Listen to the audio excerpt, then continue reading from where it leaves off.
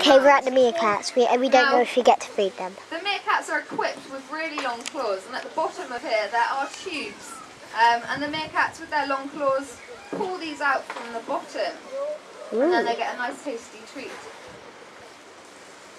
Now, this is very important. This is just, in particular, this termite mound. It is an added bit of enrichment for these meerkats, as well as obviously hiding their food around their enclosure. It's very important to keep their minds stimulated by providing them with certain bits of enrichment. So we'll also do other things like we do have a ball which we'll stuff with food. We also like to use melons and pumpkins as well. They really, really like pumpkins actually, which you can stuff with those tasty treats and they'll completely hollow them out. So anything that keeps them interested in their food is really, really good, keeps them thinking. Now, within their large groups, meerkats do have a hierarchy, so they have an alpha male and they have an alpha female. Now, these are the only two meerkats within the group that are supposed to breed.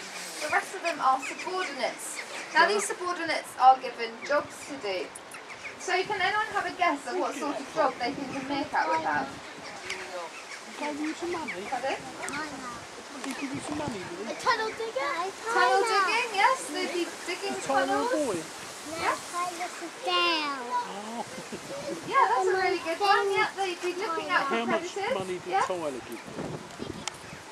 Digging for food, yeah. So that's four. Well, that's three really good jobs. There's another one actually, which normally we'd get a teenager to do it for us. Involves babies or children. Babysitting, yes, well done. So they usually have four main jobs. So foraging for food, digging out their tunnels. They'll also have to look out for any predators, and then also there'll be babysitting as well. Now, the lookouts are actually known as something known as the sentry duty. Now, the lookouts will obviously be keeping an eye out for any predators. So in this case, here at the park, the meerkats will sit up on this log or up on the barrel at a high point around their burrowing system, and they'll keep an eye out on the horizon for any potential threats. Now they'll be doing this whilst the rest of the meerkats are getting on with their other jobs, keeping an eye for anything that's going to attack them. Now once they've seen a potential threat, what they will do is they'll let out a warning vocalisation. Now this warning vocalisation sounds very similar to that of a quiet barking dog. Now once they've let out this warning vocalisation, the meerkats will all stand to attention. They'll either be ready to run to the safety of their burrows, or they'll be ready to, say, take on a neighbouring clan. Now, the sort of predators that a meerkat would have would be things like birds of prey, and then also large snakes as well. Now the other job is, the other main job are the babysitters. Now these guys will be teaching their young skills like digging, and they'll also be teaching them how to catch their prey, and then obviously they'll be making sure that they're safe, and also putting them to sleep as well, I guess. Now,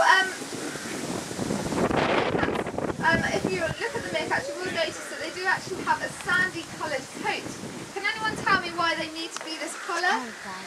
For being camouflage. Yes, well done. Yes, it is a camouflage for them, so they blend in really well with their environment.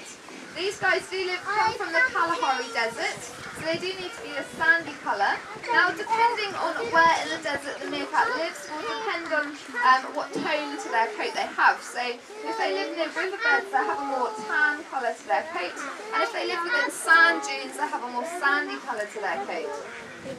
Also, one of the things that these girls are missing are actually the little dark tips on the ends of their tails. Now these do come in useful for the meerkats.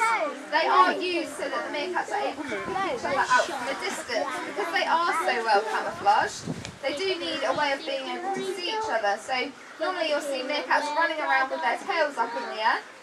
And this is so that they're able to see each other. Now also, probably the most obvious feature of the meerkats are the dark patches around their eyes. Would anybody be able to give a guess at what they replicate?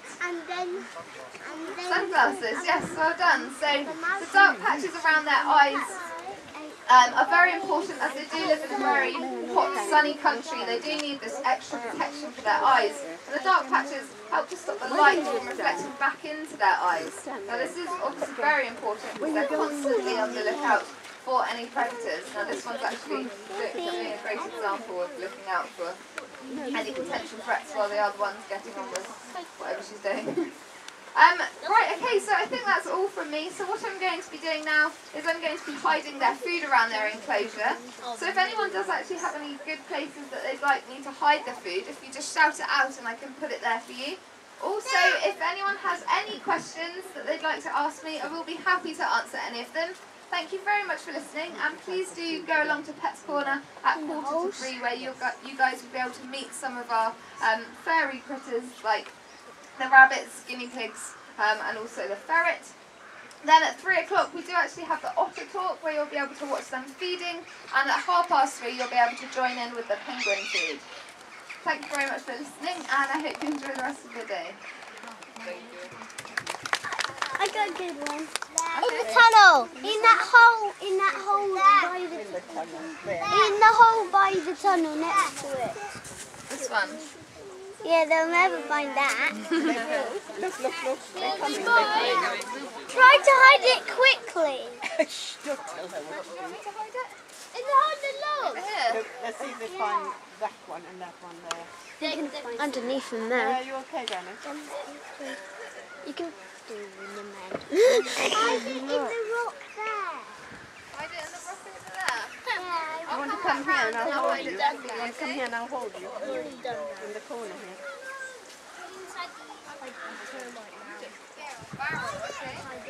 Hide it in the log there.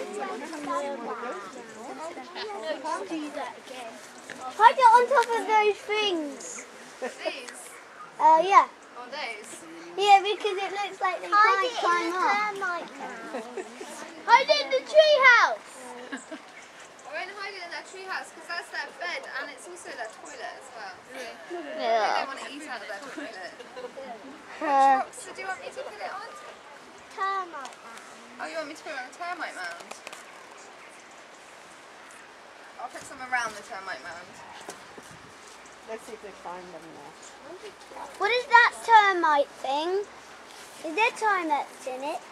There's not, no. I put mealworms and bugs in there for them to put. There's little tubes and the mealworms fall to the bottom and We then go the to the meerkats can otters, pull them I out mean the with their pet long corner. claws. These worms. Okay.